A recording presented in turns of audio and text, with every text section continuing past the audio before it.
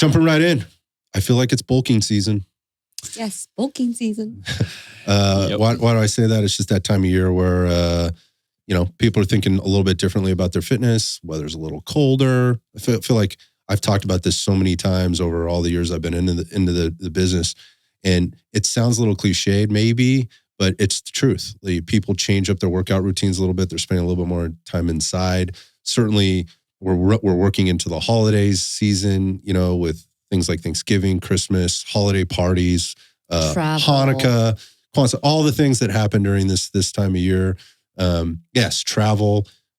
Interestingly, at Red Dot, this is the time where we see like the most consistency out of our clients with regard to frequency of training and at least interruptions in kind of what they're doing. They seem to be even a little bit more focused during this time of year. Yeah. And I always thought that was a little bit weird because when people think about the fitness industry, they think about the gyms emptying out during the holiday season. And then obviously the new year, new me shit happens in January and people come flooding in and I'm really doing it this time. Yeah. Right? This is my year. Really going to happen.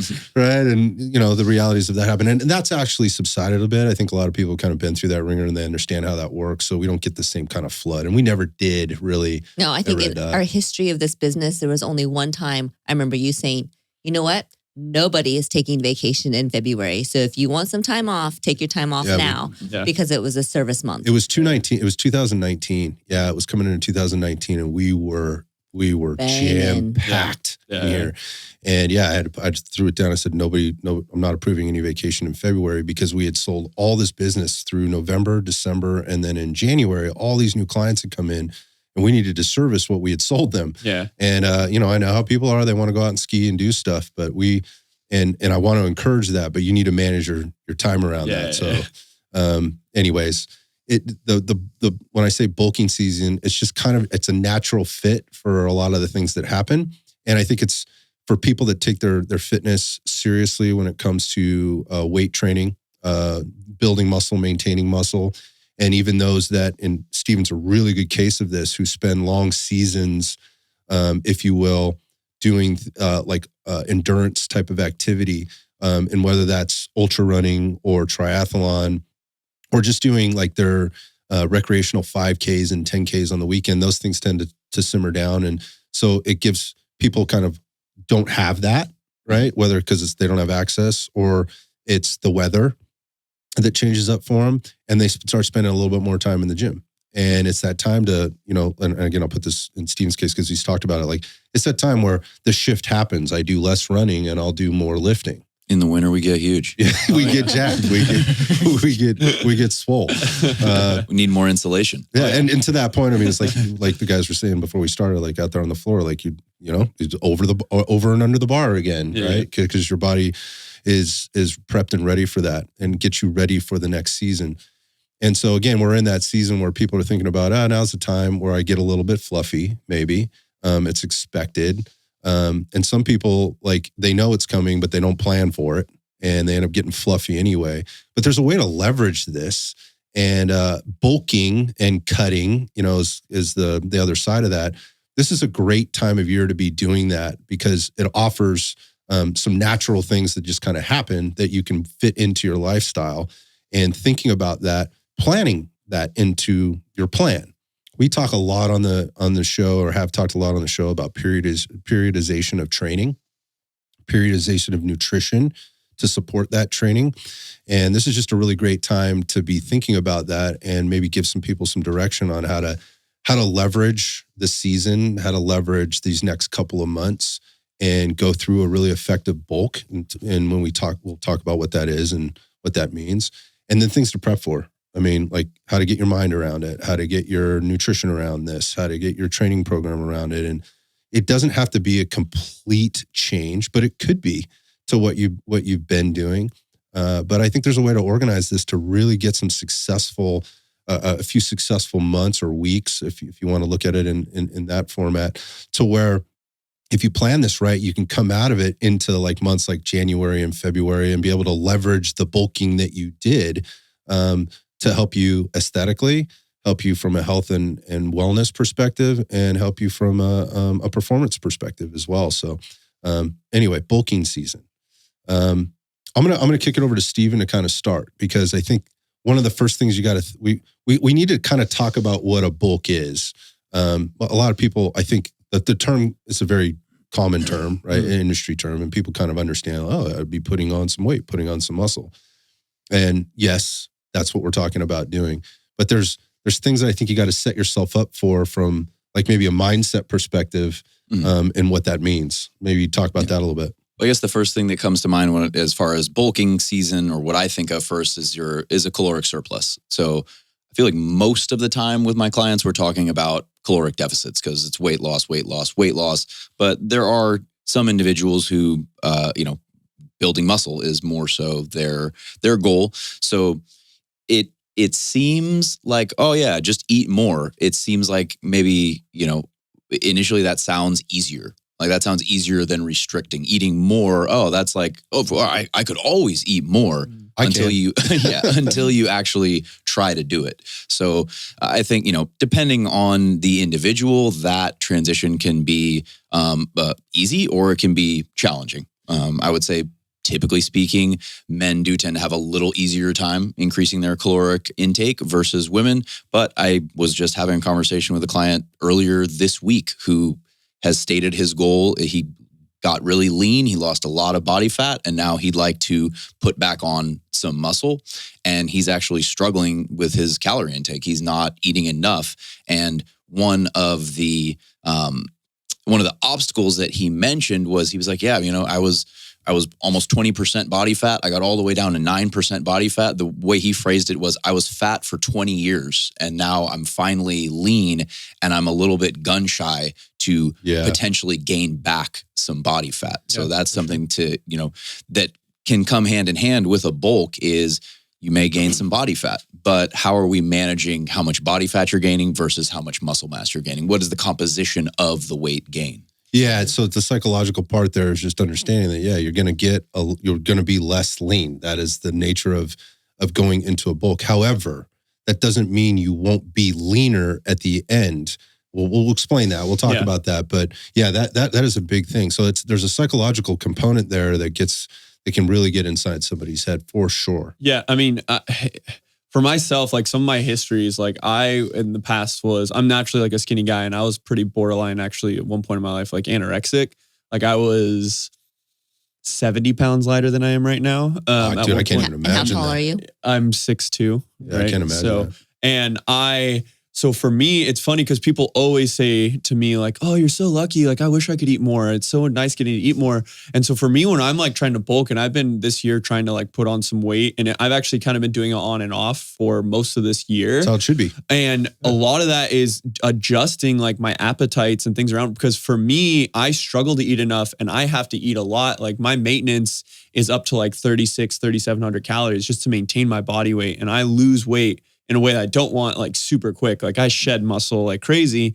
And so it's that psychological like shift for me of like, a lot of that is changing my like daily habits of how do I get in my calories? Because anyone can shove their face for a couple days, right? And like up their calories, Good but point. to consistently get in adequate calories, not eat like a piece of shit, right? Not go eat, because I always, I've mentioned on here that sometimes I do have to go eat 4 double-doubles from In-N-Out to get my calories in, but you can't do that all the time from a digestive standpoint, from a micronutrient standpoint, from a protein intake standpoint.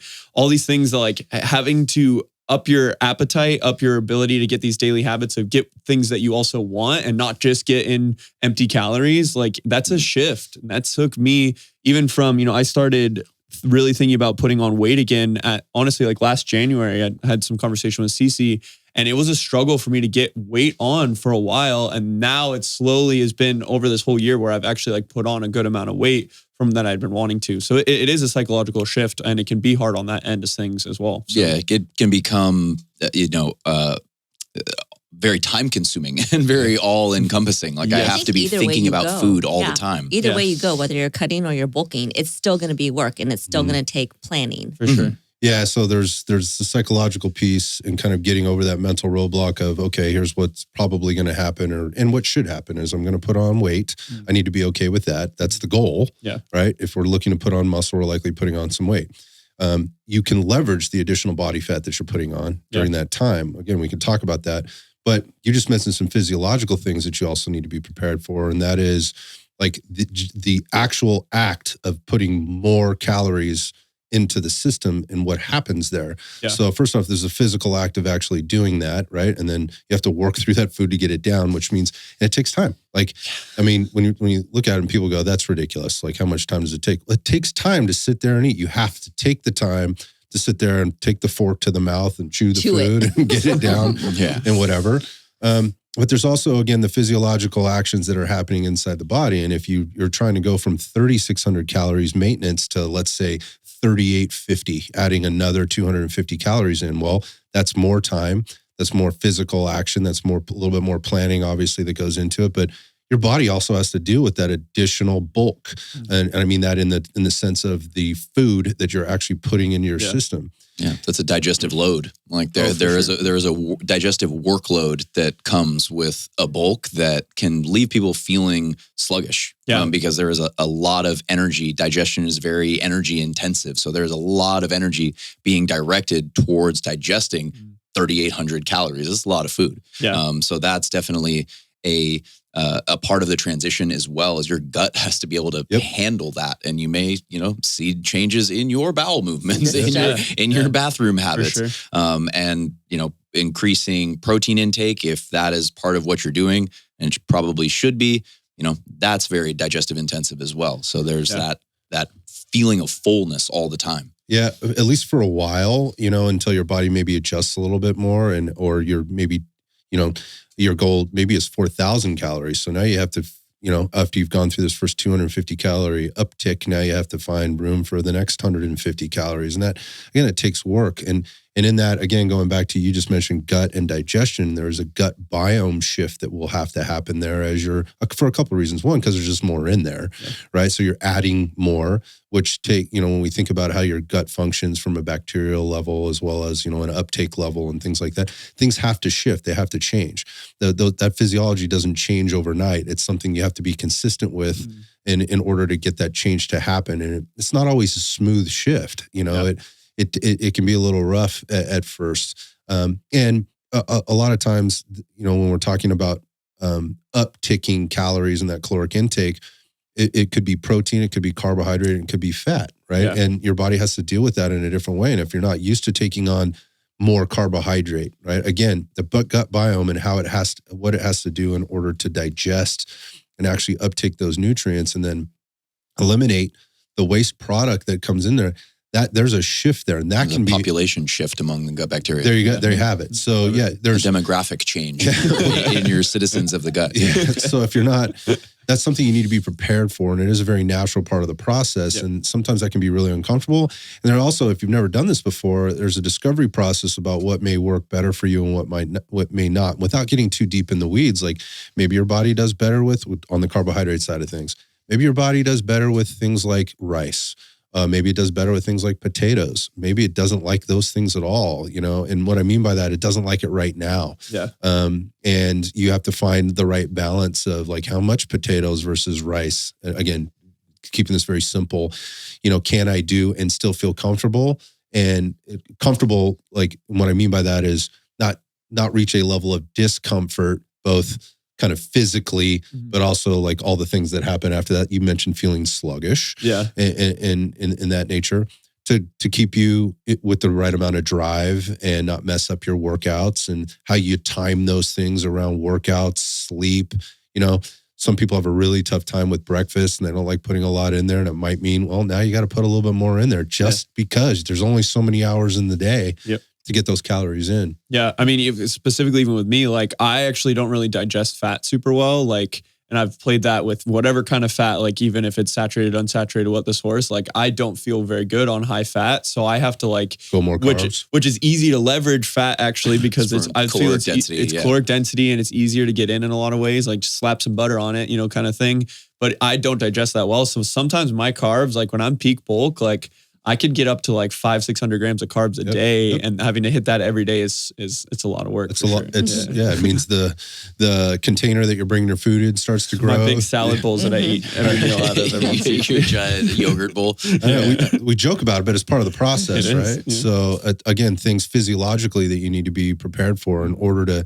And one thing that I haven't mentioned in a while is like the physical result that you're looking for and that will ultimately happen starts physiologically. The physiological always precedes the physical, always. And so you have to be consistent with this, and you have to figure out this formula for yourself. If it was easy as just eat this and you'll get that, then everybody would be successful. But it isn't like that. And again, we're talking, you get a little deeper into the weeds on the coaching side, and everybody at the table could talk about that a little bit, just with regard to things that people do and don't eat, maybe culturally, what they do at the house and things like that, and being able to manage that. So there is some thought and work that's going to go into this for you. Don't just go down and buy the 5-pound bag or the 10-pound bag of rice at Costco and think that's your solution. Yeah. It may be part of the solution, but there's more than one way to skin a cat here, and you shouldn't feel restricted to that you have to do it this way. At the same time, don't go, putting too many things in the system at the same time when you're trying to diagnose, if you will, what works best for you and what doesn't. So again, if you haven't done this before, start with some basics, right? Again, I just said rice and potatoes. Those are pretty basic. It could be other stuff, but kind of starting there and not introducing too much at one time. And we'll talk about like maybe how to introduce numbers of calories back in and that kind of thing. But generally, that's a really good point you brought up with how people think about bulking and where those calories are coming from. Because if you've been doing a good job and you're already eating the proper amount of protein, you did the work to get there, which is very hard for people to get to, we found. And once they get there, like maintaining that is work in and of itself. So now we're talking about adjusting another macronutrient that they likely had to cut back at some point, going back to the weight loss side of things. And now you're asking them, now let's go back to the psychological part. Like, now I want you to add back in half of those carbs. Add those carbs back in. And they're like, whoa, they're scared of this. So again, physiological things that'll happen like internally before you start seeing the gains, if you will, from the bulk that you're doing. So that's a good point to bring up in terms of getting people's kind of heads around, how to properly do this. So Stephen kicked off with like, look, this is going to be about if you're looking to bulk, there's going to be a caloric surplus that you're going to need to be in.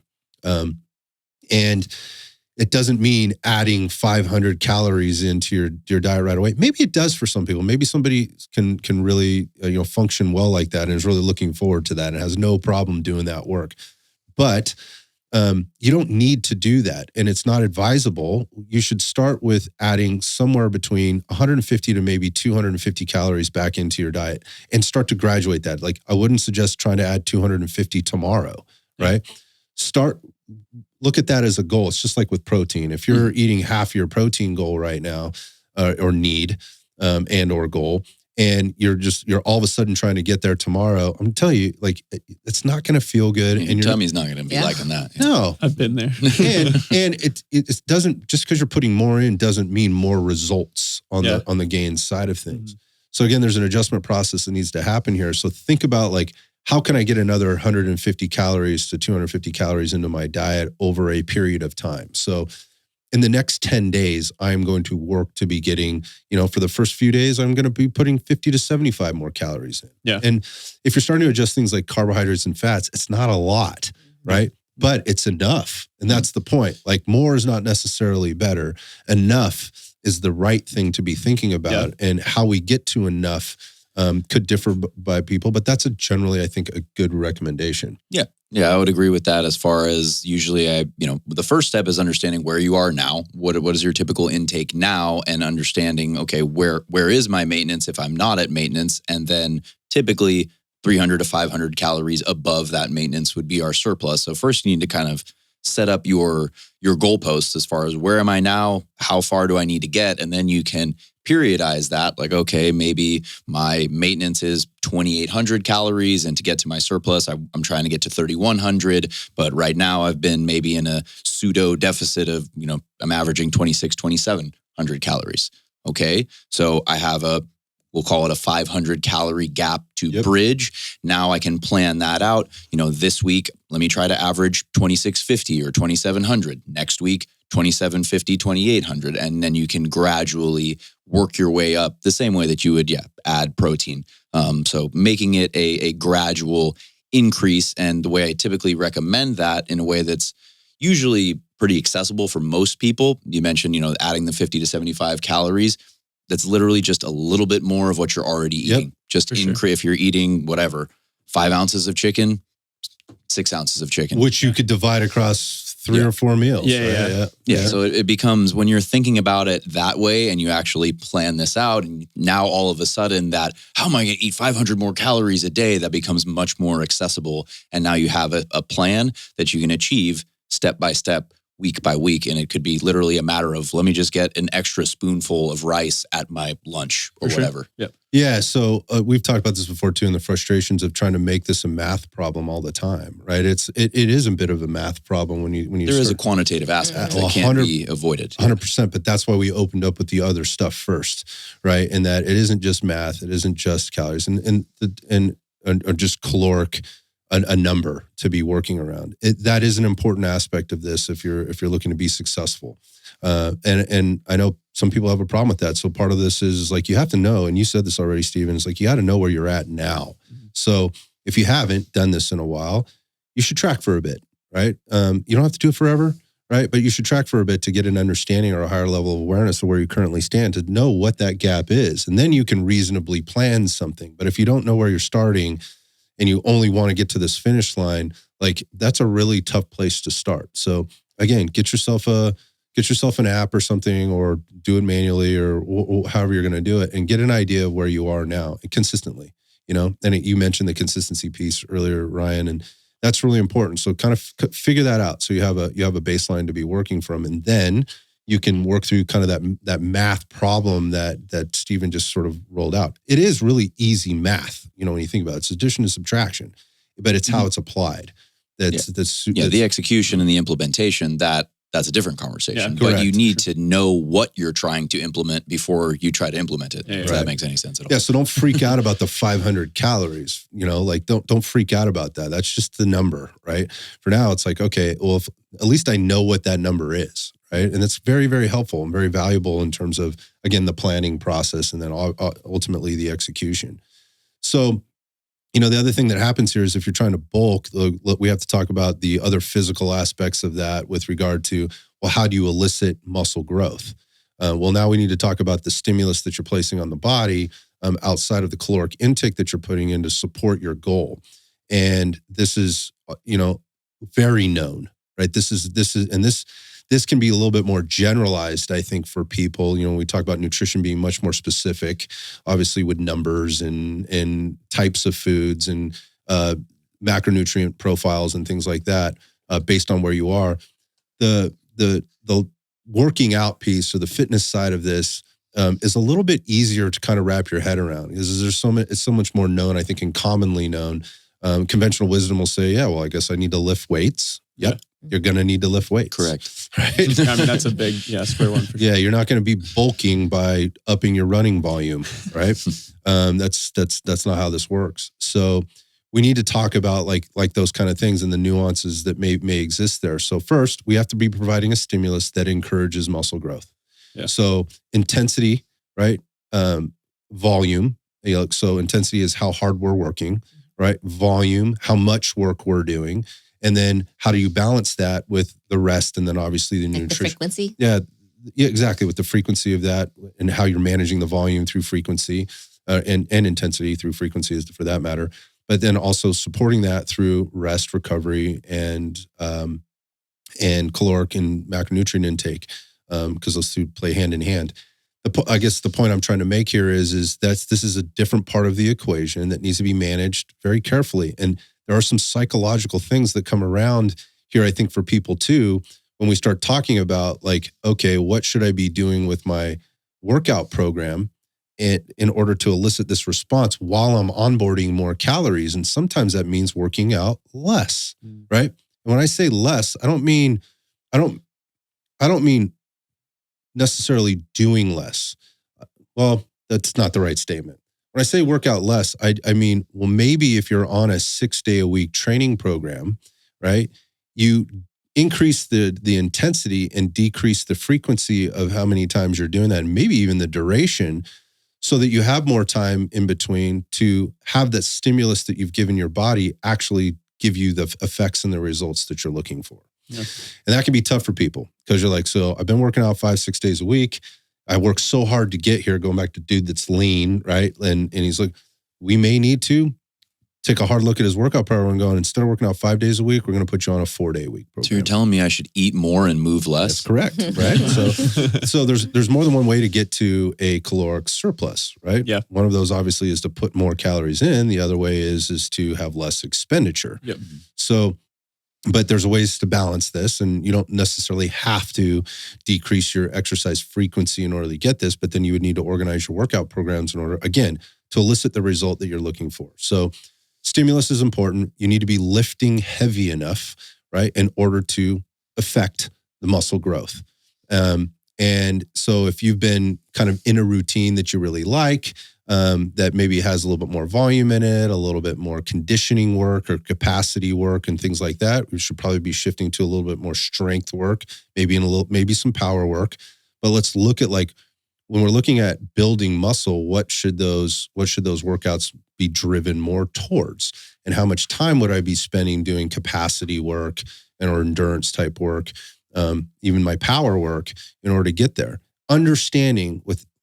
Keeping this understanding that any of the work you do from a strength perspective is the foundation for all the other work that you do anyways. Yeah. Right? Like when we really look at it and we really break it all down, power and speed, capacity is simply an expression of the underlying strength that you have, right? And the muscle that you've built. So we have to keep the workouts focused to that. So it may mean for some people, they're trying to go through a bulk, really adjusting kind of what their workout programs look like. And this doesn't have to be complicated. Well, I mean, even to backtrack slightly, kind of what we were talking about, like you have to know where you're at. I think one of the first things that you should really think about is, are you actually on a strict program right now? Because I think there are a lot of exercisers, and we've talked about, it's okay to go through those little phases at points where they're kind of just doing the thing. They're just kind of working out. Winging it. Yeah. Winging it. So it's just the same thing with your nutrition. Yeah, like if you're not 100%. tracking what you're doing, like, the basic principle, one of the basic principles is, progressive overload for building muscle, right? But if you don't know what you're currently doing and you're not tracking that, How do you know? How do you even know you're changing your exercises? Yes, exactly. Are you constantly training what you're doing? You can't progressively overload or progressively overstimulate something if you're not hitting a consistent even movement or intention. You're changing your exercise, all that kind of stuff. So I think that's even like base one or square one. Like, are you actually like tracking what you're doing, and are you on a program that you can actually progressively overload? Like that should be the first thing you do.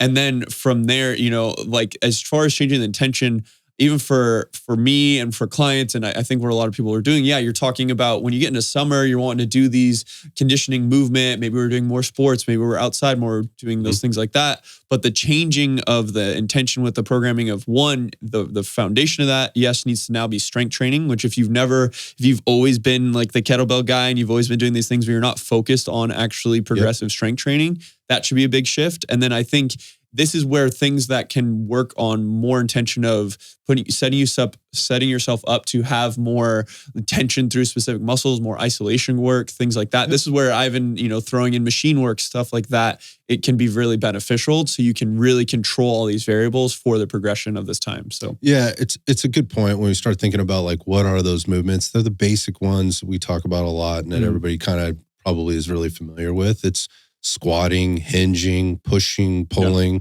both horizontally and vertically. Those are the things that you should be doing. And here's the other thing, like you mentioned, like work like kettlebell work or sandbag work, or, there's some other unconventional type exercises. And sometimes they get a little novel, with stuff that people are doing. They're fun, they're exciting, and there's value in them. But when it comes to bulking, when it comes to putting on muscle, nothing trumps a basic squat, a basic deadlift, a basic bench press, a basic row or pull down / pull up. Like, you're just not going to find a better group of exercises for that. They're very basic movements, and you don't need to layer on all different variations of that movement. And that's the thing, again, psychologically, people need to get their head around. It's like bulking is not sexy. Bulking, the hardest part about bulking is what we've already mentioned, which is actually doing the hard work, which is putting the food in your face, right? Planning for it, right? Yeah.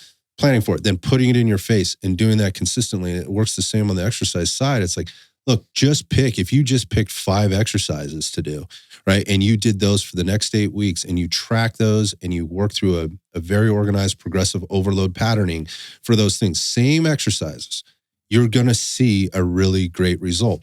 These are the knowns. This is what we know.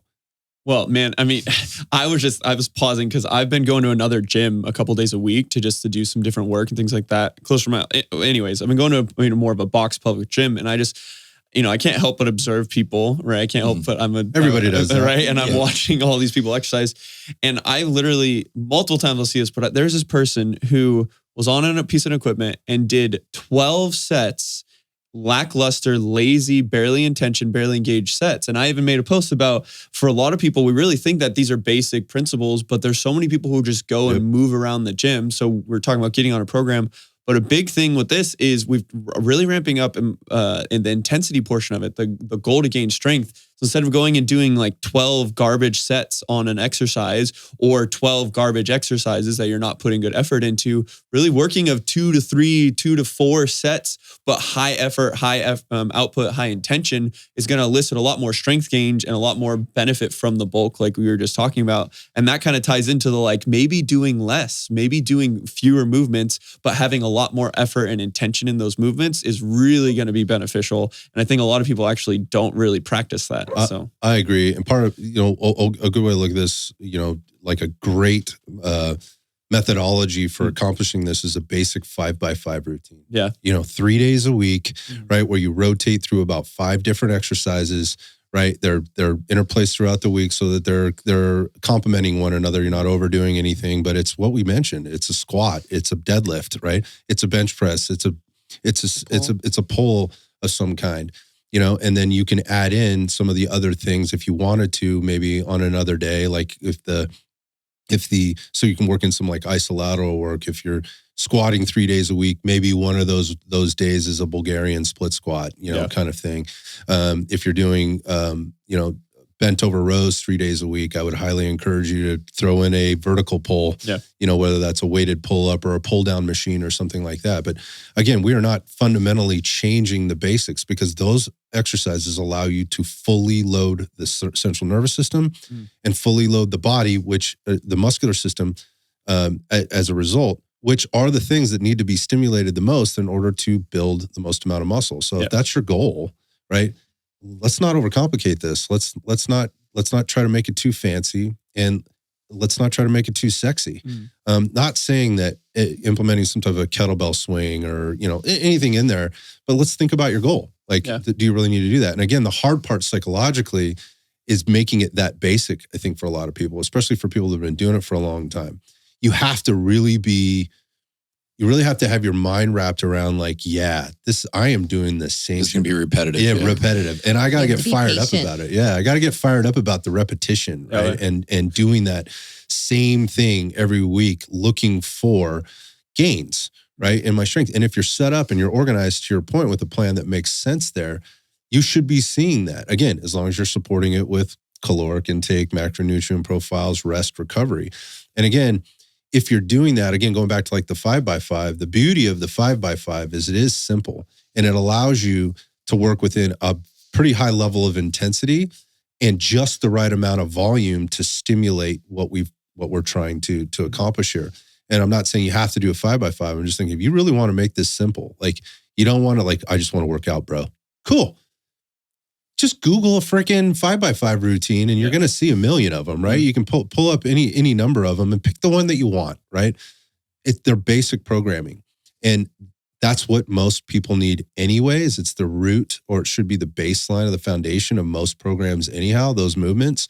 It's how you're putting together. And to the point we were making earlier, you're not doing this every single day. You're doing a high intensity, just the right amount of volume workout on a Monday. You take Tuesday off. And what does off look like? I don't know. Go for a hike, walk the dog. Let your body now respond to the stimulus you gave it the day before, so that when you come out on Wednesday, because you're going to be hitting some of the same lifts again, you are ready to go, and you can apply the same or more amount of intensity every time you come in. So like a Monday, Wednesday, Friday routine is a great bulking routine, as long as you're managing, the other variables. Again, I don't want to beat the 5x5 up. I love that one because it's so simple. It's really easy to wrap your head around. And if you had a barbell, you're good, right?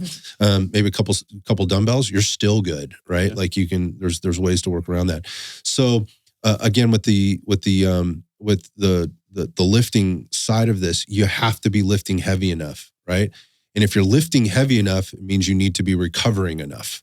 And so when we get into like bulking season, again, we talked about like the caloric surplus. It's a natural time of year for people to probably be eating more. There's just more around. Now, to your point, you don't need to eat like an asshole, but there's a little bit more flexibility and freedom, right? And you should enjoy that.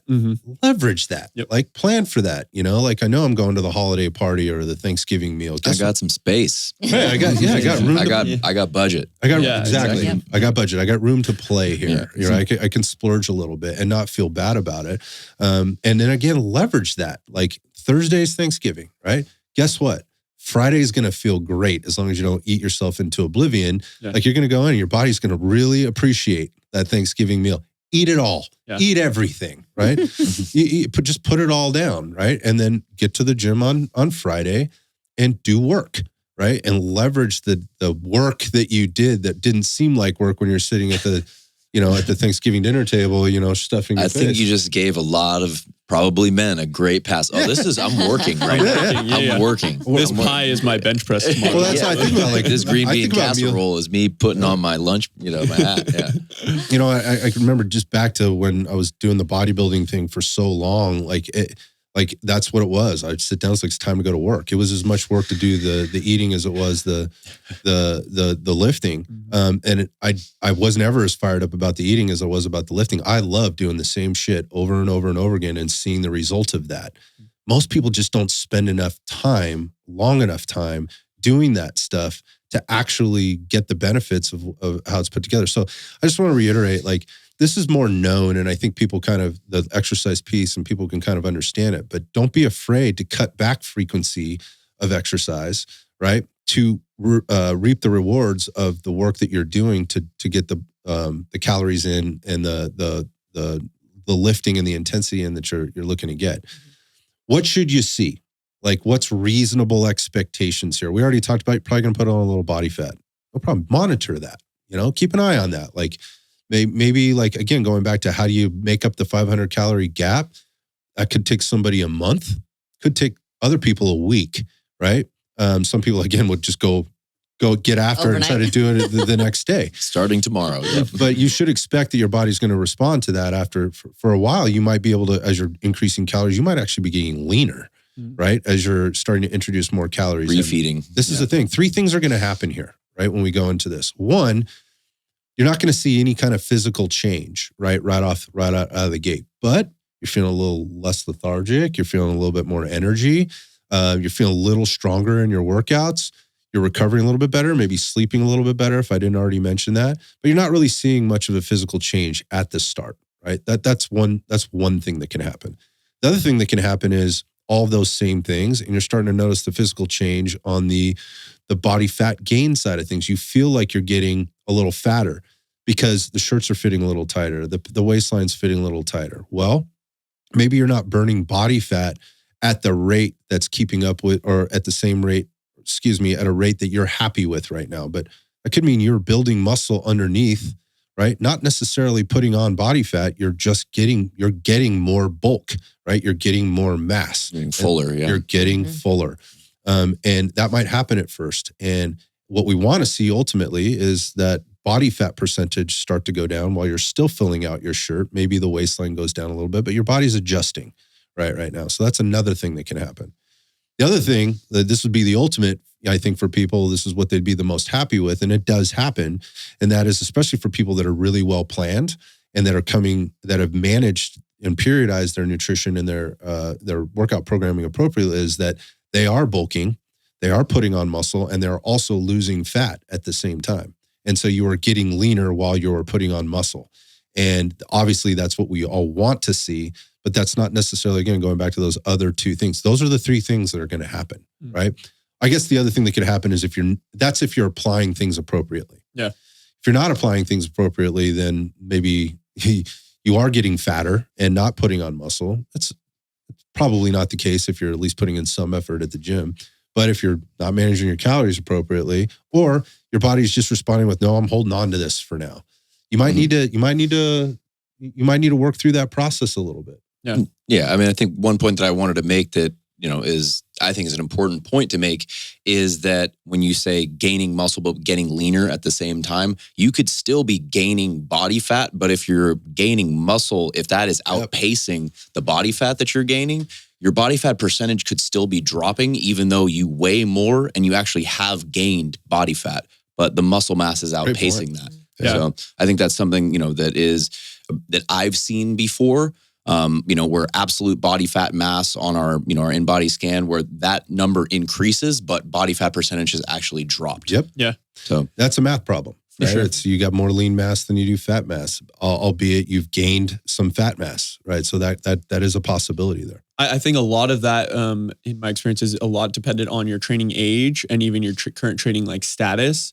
I think, people are actually in their maybe of a little bit newer training age. We'll see that kind of recomp kind of thing a lot more commonly, especially if they're really starting to be able to push their training more than they ever have while increasing their calories. Beautiful newbie gains. Yeah, exactly. Yeah. Love it. But even for myself, or I know a lot of people, if you've been at this for a longer time, those metrics are going to move. If you're already fairly quote unquote maxed out or getting closer to being maxed out, those might move a lot slower in the increase. And then that ratio might not always be as ideal, right? If you've been already at a pretty, you have a good amount of lean mass, you don't have too much fat mass, and you've already been on your training. And, because I feel like for me, there's even a difference if you've been a little bit, even if you have a high training age, but your training status, you kind of let things slip away for a few months, then you might kind of see that recomp. But if you've already been dialed in and then you're trying to dial in the bulk, if you're seeing really any muscle gain, as long as the fat gain doesn't get out of control, and that's where you can kind of do these rechecks of these mini, okay, maybe we increase the calories, maybe we need to back off a little bit, or maybe we need to stay here for a little bit. But as long as that muscle is continuing to go up, in my mind, that's a successful bulk. That's a successful bulk, for sure. 100%. I mean, that is the goal, right? Ultimately, we're not trying to put on excess body fat, but putting on some is oftentimes a necessary piece of this. Yeah. So that's just kind of, working through the workouts and what you may expect physically, on the outside, as things are happening. I think one of the most important and most overlooked things going into this is understanding how to come out of that. What's the exit strategy out of the bulking phase that you're going through? And having a stop and start point is important, but also having flexibility in that. Because if you're still moving in the right direction, right, and you don't have a hard stop or date of a place where you need to be at lean at a particular point or perform at a particular point at a particular weight or something like that, is having an exit strategy to come out the other side. And so we talk about bulks and we talk about cuts.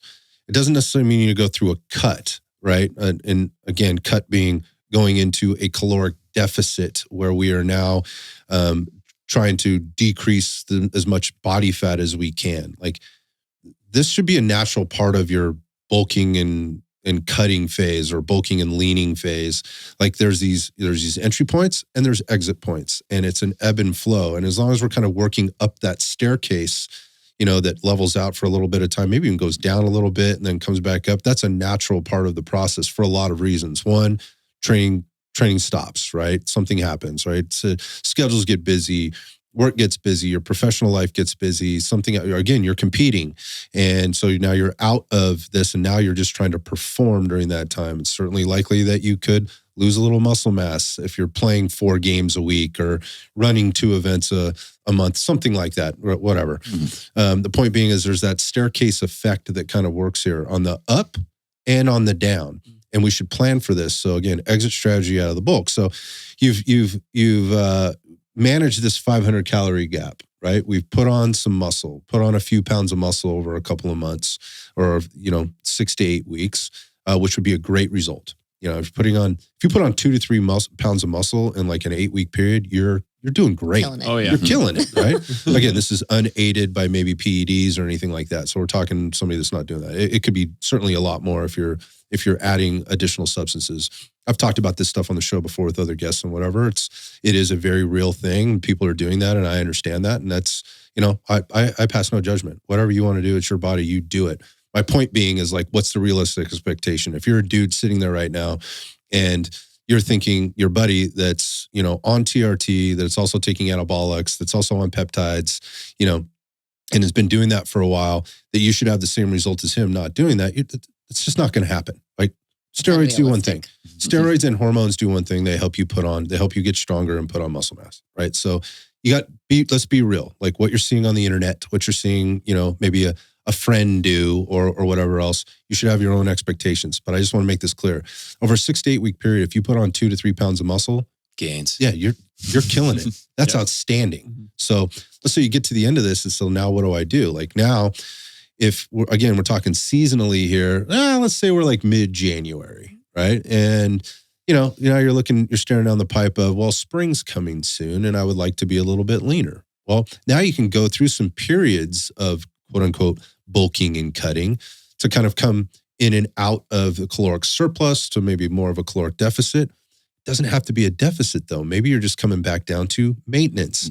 So this is an important thing to understand. It doesn't mean going to the extremes, 500 up and then 500 under maintenance. Yeah. It means going up to your surplus and then coming down at or near maintenance and see how your body responds to this. Because that, if you, in theory, put on more muscle, then that previous maintenance might be your new deficit. Correct. That's a great thing. So that's what you want year over year. Yeah, correct. And that's such a sustainable way to manage this thing. Yeah. So that if, again, you put on a couple of pounds of muscle, right? And the goal would be to continue to do that over time, maybe, or just maintain, depending on who you are and what your goals are. Like that springtime trip, right? The summer is coming, kind of thing. You want to look good in your with your shirt off at the beach or whatever else, or whatever the case. Like, this is a great way to plan this out so that now you're coming in 6 to 8 weeks later. Let's say we're coming in the end of January if we start this thing in December, and we start to bring it back down to maintenance and see how our body responds to that. You're not going to lose strength there, right? Your strength is going to be able to maintain. You're still probably going to be able to maintain that intensity. And what will happen is what we want is your body's going to shift to then using, because it has an additional demand on it, uses that body fat for fuel, and you start to lean up a little bit, right? And we know there's an endpoint to this, right? Maybe do that for 6 to 8 more weeks, right? So if we're at end of January, 6 to 8 more weeks puts you at the end of March, right?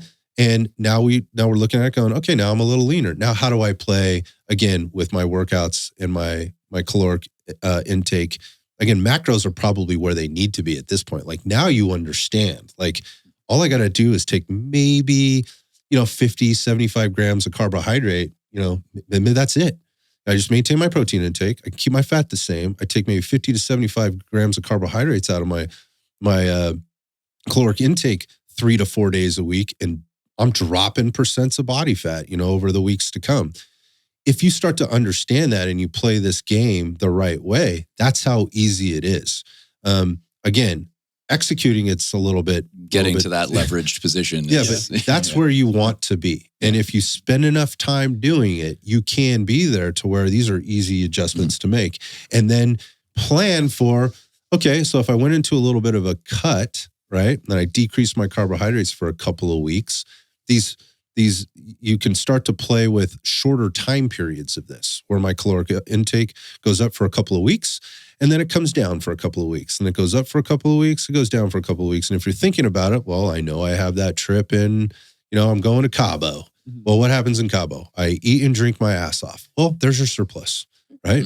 There's your surplus. And maybe you're not working out. So now you're maybe even a little bit more of a surplus, right? Because you're not expending those calories on the back end, right? Your body might actually enjoy that. You're getting a little bit of a rest. It's a little bit of a diet break, right? You've got sort of, I don't like this term, but it's a popular one. It's kind of got a revved up metabolism from being in that cut, right? Or from being in a caloric deficit, now you're adding more calories. Your body's like, oh, I really like these calories. And it starts to utilize those in an effective way. Then you come back out of that vacation, right? And you go back to maintenance, right? And you get your shit back together, right? This is a very sustainable way to maintain this up and down process. It's also a very natural and healthy way to do it, because eating the same amount all the time, right?